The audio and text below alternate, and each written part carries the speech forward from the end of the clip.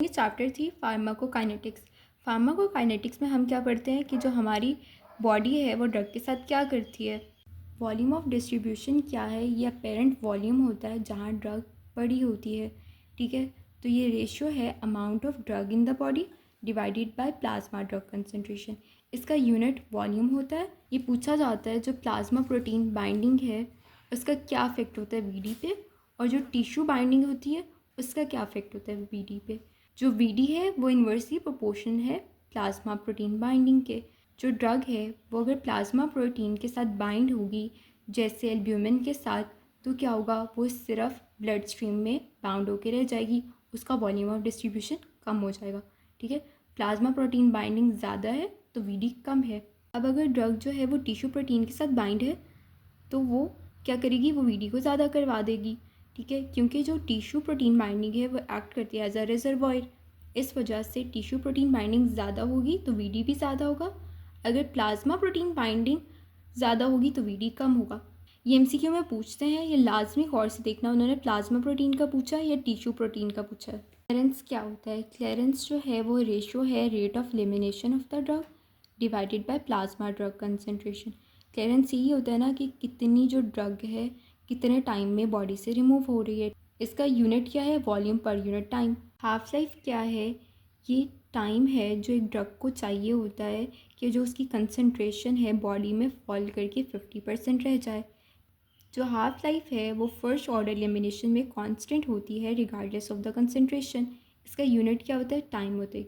जो half life है उसका फॉर्मूला क्या है? 0.693 into V D divided by clearance. अब ये पूछा जाता है कि अगर किसी ड्रग की क्लियरेंस कम है तो उसकी हाफ लाइफ क्या होगी? उसकी हाफ लाइफ ज़्यादा होगी, क्योंकि half life inversely proportional to clearance है। और जिसकी वी डी ज़्यादा होगी उसकी हाफ लाइफ भी ज़्यादा होगी। अवेलेबिलिटी और फर्स्ट पास इफेक्ट बता दिया था पहले भी।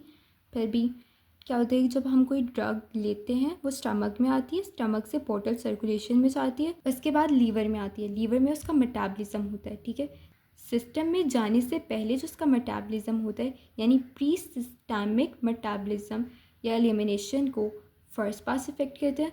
लीवर में मेटाबॉलिज्म के बाद कितनी एक्टिव फॉर्म में जो ड्रग है वो सिस्टम में आती है वो होती है बायोअवेलेबिलिटी।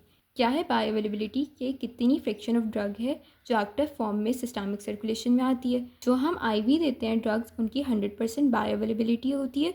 क्यों? क्योंकि वो फर्स्ट पास इफेक्ट को बाईपास कर देते हैं, इस वजह से उनकी 100% बायोअवेलेबिलिटी होती है। बायोअवेलेबिलिटी का फॉर्मूला क्या है?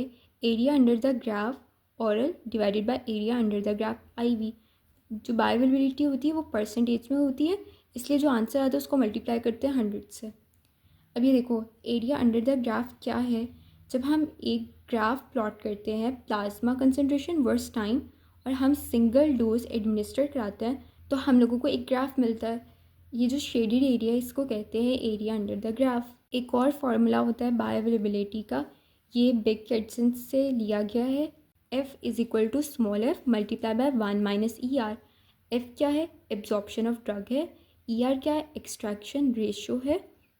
एक्सट्रैक्शन रेशियो इक्वल होती है clearance in liver divided by Q. Q क्या है? हेपेटिक ब्लड फ्लो है।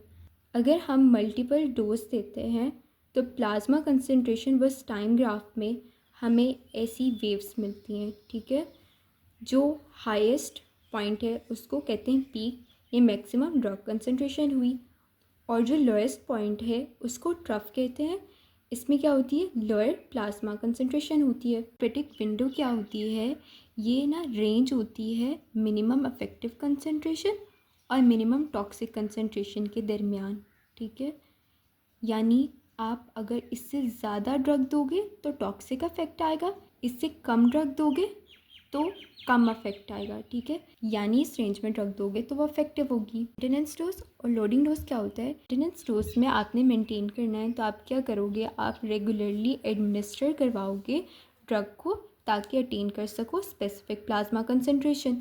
मगर लोडिंग डोज में क्या होता है? आप सिंगल एडमिनिस्ट्रेशन करवाते हो ताकि एक स्पेसिफिक प्लाज्मा कंसंट्रेशन अटेन कर सको। इसमें जो फैक्टर्स होते हैं वो क्लियरेंस और हाफ लाइफ होता है, और लोडिंग डोज में वीडी होता है। ये जो लोडिंग डोज है उसका फॉर्मूला है V D into desired plasma concentration divided by bioavailability.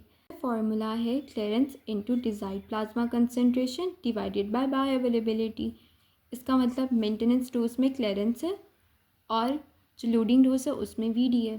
और जब स्टेडी स्टेट होती है ना, तो जो रेट ऑफ डोज होती है वो इक्वल होती है रेट ऑफ एलिमिनेशन के, या फिर रेट ऑफ डोज इक्वल होती है क्लियरेंस, उसको रेट ऑफ एलिमिनेशन भी कहते हैं, multiply by desired plasma concentration. ठीक है, ड्रग की थेरेपेटिक विंडो कम होती है ना, हम क्या करते हैं, हम उसको ज़्यादा अगर देंगे तो टॉक्सिक इफेक्ट आएगा। ठीक है, तो हम क्या करते हैं, उसको स्मॉलर डोज में देते हैं और मोर फ्रिक्वेंटली देते हैं ताकि हम मेंटेन कर सकें मेंटेनेंस डोज। ठीक है, और अगर किसी ड्रग का थेरेपेटिक विंडो जो है वो बहुत ज़्यादा है तो हम उस ड्रग को ज़्यादा दे सकते हैं और उसको लेस फ्रिक्वेंटली देंगे। लोडिंग डोज में क्या होता है, अगर किसी का वीडी ज़्यादा है यानी वॉल्यूम ऑफ डिस्ट्रीब्यूशन ज़्यादा है, लोडिंग डोज जो है वो ज़्यादा है, तो हम डोज को बहुत स्लोली देंगे। और अगर किसी लोडिंग डोज जो है वो कम है, वीडी यानी कम है, अब देखो जब बॉडी में ही नहीं है ड्रग तो आप क्या करोगे, ड्रग को रैपिडली दोगे। बायो इक्विवेलेंस और थेरेपेटिक इक्विवेलेंस।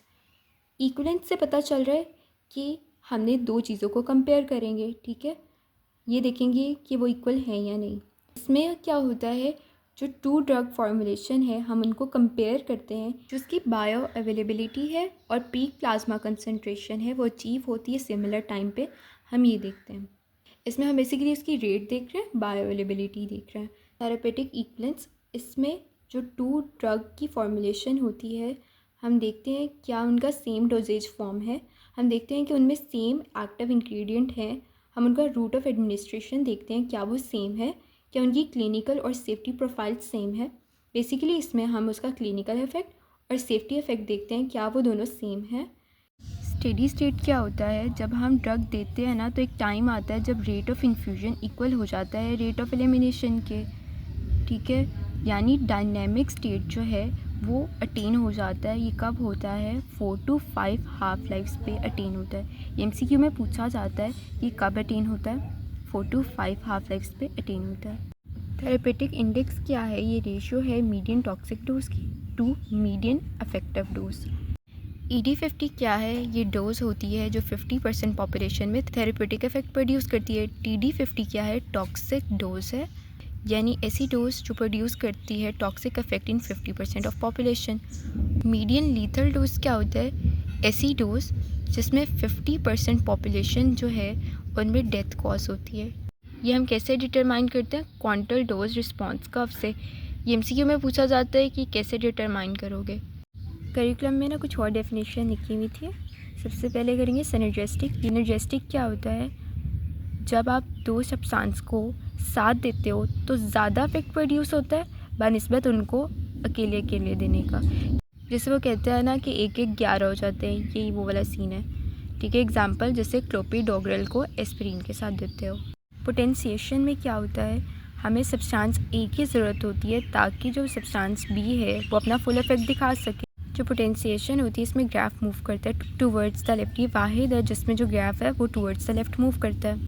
अब एलर्जी और आइडियोसिनक्रेसी, ये ना अनप्रेडिक्टेबल इफेक्ट होते हैं। जैसे आपने किसी को ड्रग दी, अचानक से उसकी बॉडी ने उसके अगेंस्ट रिएक्ट कर दिया। ठीक है, ये होता है हाइपर सेंसिटिविटी या एलर्जिक रिएक्शन। ये क्यों हुआ, क्योंकि जो हमारा इम्यून सिस्टम था उसने सोचा कि जो कोई फॉरेन एंटीजन हमारी बॉडी में आ गया तो उसने रिस्पॉन्स प्रोड्यूस किया, जैसे जो पेनिसिलिन है वो कॉज करवाती है एनाफाइलेक्टिक शॉक। आइडियोसिनक्रेसी क्या होता है, जिनमें जेनेटिक प्रॉब्लम होती है उनमें एक पर्टिकुलर जो है वो ट्रेट नज़र आता है। जैसे जिनको G6PD डेफिशिएंसी होती है ना, अगर आप उनको एस्पिरिन देते हो तो हेमोलिसिस होता है, क्योंकि इसकी ऑक्सीडेटिव प्रॉपर्टी होती है और ऑक्सीडेटिव स्ट्रेस की वजह से हेमोलिसिस हो जाता है। डिपेंडेंस क्या होता है, हम कहते हैं ना ये किसी ड्रग पे डिपेंड हो गया है, जैसे उसको जो टबैको लेने की बहुत ज़्यादा आदत है यानी उसको एडिक्शन हो गई है, एडिक्शन को डिपेंडेंस कहते हैं। क्यूमुलेशन टॉक्सिसिटी क्या होता है, जो ड्रग की वजह से पॉइजनिंग होती है ना उसको क्यूमुलेशन या टॉक्सिसिटी कहते हैं। सेंसिटाइजेशन और सुपर सेंसिटिविटी क्या होता है, जब आप एगोनिस्ट का कॉन्टीन्यूस या रेपिटेटिव एक्सपोजर करवाते हो ना तो क्या होता है, जो रिसेप्टर्स होते हैं वो बहुत ज़्यादा काम कर करके थक जाते हैं, जो एसेंशियल मीडिएटर्स होते हैं वो भी कम होना शुरू हो जाते हैं, तो हमारा रिस्पॉन्स जो है वो कम होना शुरू हो जाता है। यानी जो हमारा सेल है वो डिसेंसिटाइज हो गया है। ग्रेजुअल रिस्पॉन्स डिक्रीज किस में होता है? टॉलरेंस में। रैपिड रिस्पॉन्स डिक्रीज किस में होता है? टैकीफाइलेक्सिस में। इसमें जो नंबर ऑफ रिसेप्टर डिक्रीज कैसे हो रहे हैं, जो रिसेप्टर सेल की सरफेस पे होता है ना, वो इंटरनलाइज्ड भी होना शुरू हो जाते हैं। सुपर सेंसिटिविटी में क्या होता है कि जो एंटागोनिस्ट होता है ना, आपने उसको क्रॉनिक यूज़ किया, एंटागोनिस्ट क्या करता है? ब्लॉक करवा देता है नॉर्मल सिग्नलिंग पाथवे को।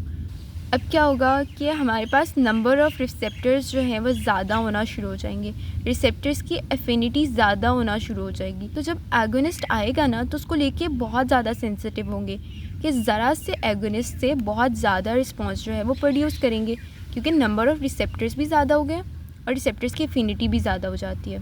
आइट्रोजेनिक इफेक्ट क्या होता है? ये बेसिकली नेगेटिव आउटकम होता है जो ट्रीटमेंट से मिलता है।